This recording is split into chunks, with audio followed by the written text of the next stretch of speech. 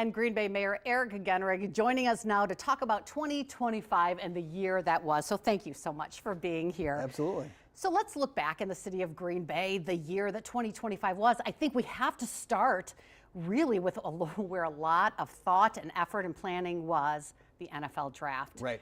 Sum that up for us, and how do you think that's propelled us into the future? Yeah, I mean, hard to capture it in words really, because it was such a unique experience, not just for us at the city, but obviously the community as a whole and all of our visitors. Just a tremendous opportunity for us to put Green Bay on the global stage in a new way, not just for those who visited us here in person, but also for those who are watching on TV. And you still see that footage oftentimes, I think, on ESPN and other places, just displaying everything that we experienced that weekend. So yeah, really hard to capture exactly what it meant to the community, but it was an amazing opportunity, I think, for all of us. When you kind of did the debrief, how do you think everybody felt about it in the city? Yeah, I think really positively.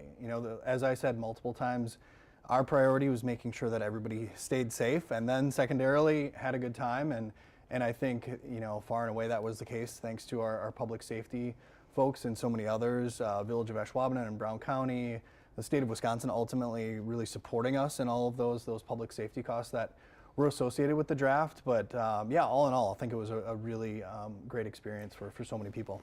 And probably not one and done, right? I mean, this has been talked about as something we might pursue in the future. Yeah, I think so. I'm not sure how quickly the NFL is likely to return, but I think it's, we've got a great chance of being able to host again. I've only heard good things, from the Packers, and as far as what they've heard from the NFL, I think also really solid reviews on that side of things. So yeah, I think the Green Bay can definitely expect to be hosting again in the future.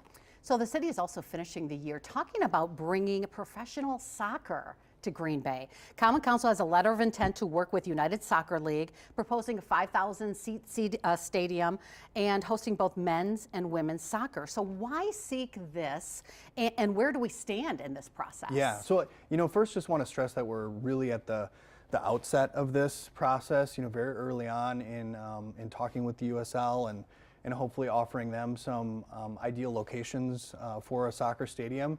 But the reason that we felt it was such a good partnership between us and the USL is the fact that they really understand what stadiums can do for economic development. It's not just a standalone stadium in a green field somewhere. It's really about leveraging these kinds of investments to support broader economic development with housing and hospitality and other businesses that would be interested in being located close to a development like that. So early on in the stages, but we're really excited about what could come to fruition there. We also have several redevelopment projects being worked on around the city. A lot of them made great progress, including what we've talked about for years, the coal piles. Yes. The coal piles, there's finally a deal with C. Rice and Brown County to move these out of the Shipyard District and the Mason Street Bridge area. That must have been feeling like a big accomplishment under your reign here as mayor. Yeah, we were, mayors going back 70, 80 years have talked about moving those coal piles. Thankfully for us, the stars really aligned with some good support coming from our federal government, our state government.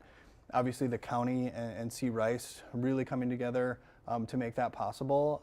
But we're super excited about what the redevelopment looks like on that, where C. Rice is currently located, opening up 35 acres of waterfront for downtown style redevelopment, and then potentially some clean port uses a little bit farther to the south. So yeah, that was a long time coming, and just grateful to everyone who played a role in making that possible. We're still probably a few years away from seeing that really make a huge difference in kind of what you visually see, but it is happening. Correct, yes, yeah, probably a few years out. A lot of port investment still needs to be done out at the old Pulliam site.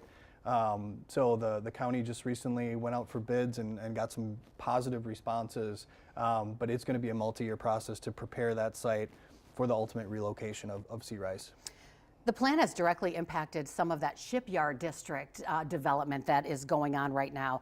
And you had demolition this year of the Badger Sheet Metal Complex over the summer, and that will give way to a new Green Bay Fire Station. So why is that side of the river, that area, so important to the city? Well, every corner of the city is really important to me and to our Common Council. But that's an area that I think was underinvested in over a series of decades, really, within our community. And so we've recognized the potential that exists there, really continuing a lot of work under Mayor Schmidt and his administration, and the Common Council going back several years, but recognize that there's a lot more that we can do and should do in that area. As you said, the whole coal pile relocation project is within that shipyard area. We've seen the shipyard itself receive a lot of positive investment, not just locally, but also from our federal partners.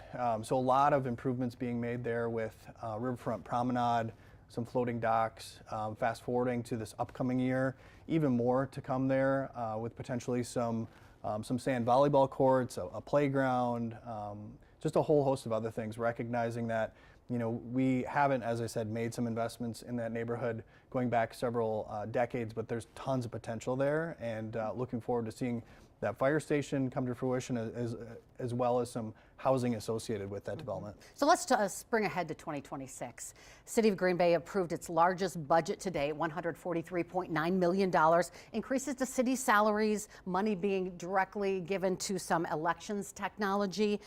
I'm sure you've heard people say taxes are getting so high. Right. What is your response to that? Why are these things needed, in your opinion? Yeah, oftentimes, I ask people what they would like to cut, because when it comes to the city's budgets, the lion's share, nearly 50%, goes to public safety. So to our police officers, our firefighters, Department of Public Works, really our core services take up a huge proportion of that. And so once people have a sense for what our budget looks like, oftentimes they don't suggest too many cuts, because it is really a pretty lean organization. Now, at the same time, I've been advocating for years for additional support from the state of Wisconsin. Thankfully, within the last couple of years, the shared revenue program has been increased. So that's a program that sends sales tax revenue back to local units of government. But I also think here in the state of Wisconsin, we are overly reliant on property tax. So, I think it would be nice if municipalities had the option of a local sales tax with the support of our local voters. But until we have either additional revenue coming from the state of Wisconsin or additional revenue flexibility, we're going to continue to rely on property taxes. So we'd love to see some reforms coming from our state. Yeah. All right, thank you. We appreciate you, Mayor, for being here today, talking about 2025 and what's to come in 2026. Thanks so much. Yeah, thanks for having me.